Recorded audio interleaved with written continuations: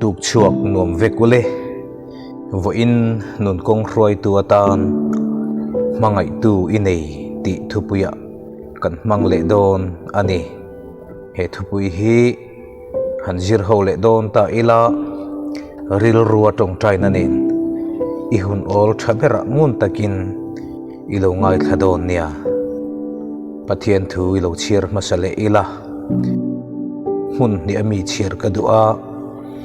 Johana le khathon pakhat na bungli chang som pakua ama in min mangai masaka wangin ka mangayani tin Johana le khathon pakhat na avek hian pathian chu mangai na ni ti kan mu ani lalpana thu mal som ro se amen malngoi ngoin in threithinem he khovela thalai kara in mangai na chanchin nga berpol Justin Bieber le Selena Gomez te in kara in mangai na thon thu hianin khovela mitam tak ngai ven allo hle ani kha kumsang ni soma khanin anin date trana akum le February tha a Vanity Fair Oscar party na khanin anin ngai zon thu confirmin an puang zara ama ero chu kumsari emovel akal tia sang ni le som pariata khanin anin thren felta nge ani Justin Bieber chonin Hailey nupuyaneya an lim chota viawa Selena ero alamal reng ni in an soyani anin thren tira phei chonin Selena Gomez hianin who said ti la stay sa saklain atap chuk hial ani mangai te in kara harsak na khanin mihring mangai na in top chin ane wangin chu mangai na chuan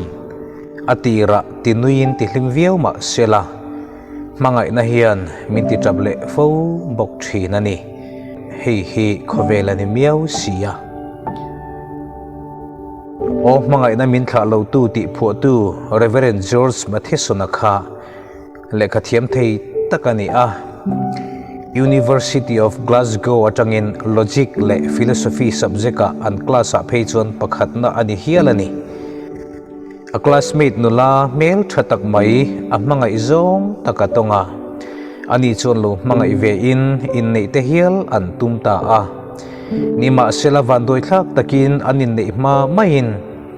jor samit chu anatatlat maya doktor nena anin entiran pani inan kalduna Dr. Chuan ti dam chia ni lova rilote ya imit hi del donani a hanti lai chuan in mangai te churil runna takin an hong ani ti chuan amitin khu alo molo chota tranpui tu amamo lai takin anupui hual a mangai em abiel nu chuan middel pasala nei kadu lo ti in achua sana akal santa a mal takin anut si ani George Mathesona tan chuan van pui hi achim ani rengot mai chutia mal ngoi le mangai tu nei lova ai ngai lai chuanin mi hring te mangai na rin tlak lo zia angai tu a abeidon thla ka ti a amit tuipo adang zo bik lo ama enkol tu a farnu in pasal a han nei san nuwa phei chuanin malngoi nei rele zuala akhu har emani ma ni in khongai na in atne lai chuanin chutia harsa na kongrang min atlak bok lai chuan pathian pol na donga ti chuan pathian pol na adon kaltlang chuan jun ni ruksang khat zariat somriat pania khanin hlaro pui tak apho chuaka mizo tonga anle lin na chuan o mangai na min thla lo tu nang ma ka thacha wacho ka pekir che kanun batchu tin ithuk na aluangang ngain akhat zualang ti in pathian mangai na chuan atha ve ngai lo ti hriat na nen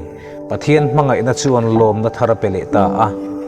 ti chuan pathian thu te middel nuwa zirin pastor lo ni ta hiala miten middel Mathesona abiel nu apmangain akalbo santa ril runata kakha khovelin ahriat dan chu alo dang tadai maya blind preacher mit del thu hil tu ti in khovelin alo heta ani unaw du tak khovel hi chu fam kim naram ani lova fam kim lo naram ani miawa sula wangin kan rum fo thin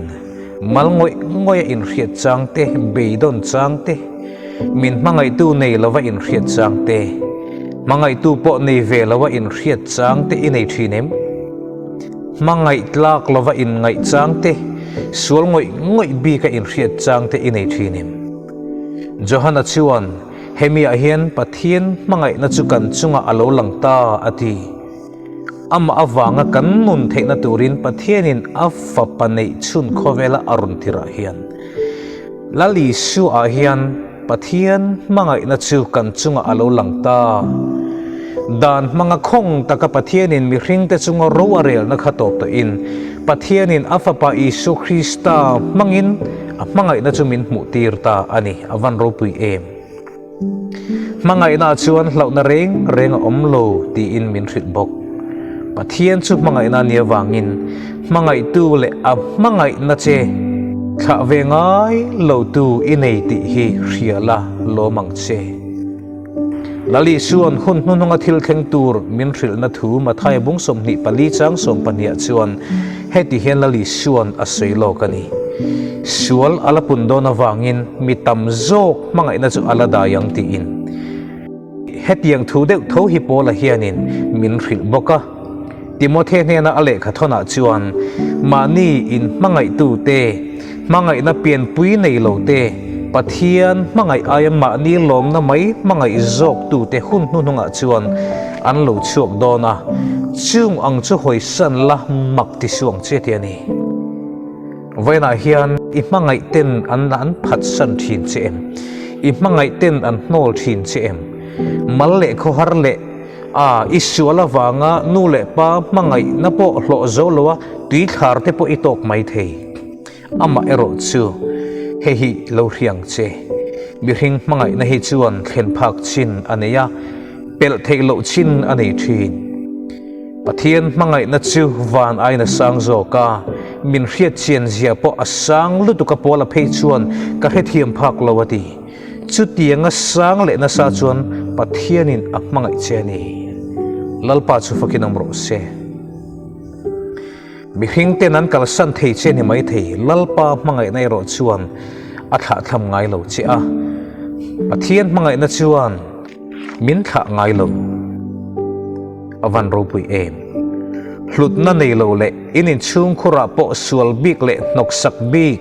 khotlang tan po nok sak bik ni nin ngai thinem FB mayor chuan ti hian a soyani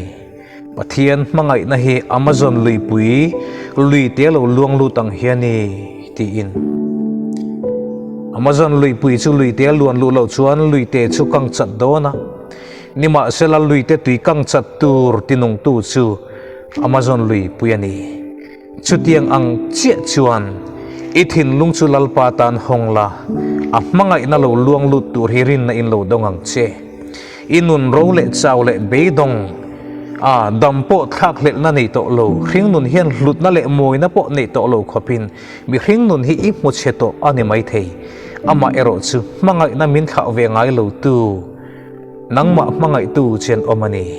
ama chuan mangai masa zok chia pathian chuan mangai masak zok chia wangin ama chu mangai la a chen chil je lang che a chan chu pathian mangai na chuan min kha ve ngai lo wani isual po in na tha ngai lo che ibor som po in na tha ngai lo che chutiang taka mangai na rin min kalsan ngai lo tu pathian kan ne wangin tilko pola chuan chu mangai na chuan in wong thar umin tiani lalpa na mangai che Isu na mangai che lali su hian alap mangai ring che ala ye chin ngai lo che chu vai na hian lo hrenon liang che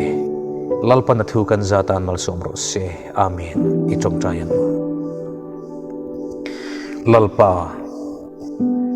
George Mathesonan asoy ang khan I mangai na hian min tha ngai lova nang ma hian kan tha chaw a chol thin chuwang chuan I mangai na dong tu te hian kan nun kan bat zung ita na pekira nang ma nen in nei to na nang ma nen in mangai to na in thla ngai lova nget taka nang ma nen kan in von hian khovelin min tina thin ma sela kan dam thin ani khongai takin lalpa he thu cha ngai thatu te ji ngai hian i mangai na mamo ngoi tu mal ngoi in riale sual ngoi in riate lalpa khohara omte ne na nun be donga omte ne na in puang chuak la nang chu mangai na rin mi hring te min mangai chan po kan sual wanga mangai tu ini na kha when a hina tharin hriat tir liang che mi hring te mangai na hi chu sum awang te mel du zong mel tha ti zong ani awang te it zong ani awang te a thalam awangin kanin mangai thin nang chuan kan chiat ber lai po in kan sual awang le kan chiat awangin min mangai thin ani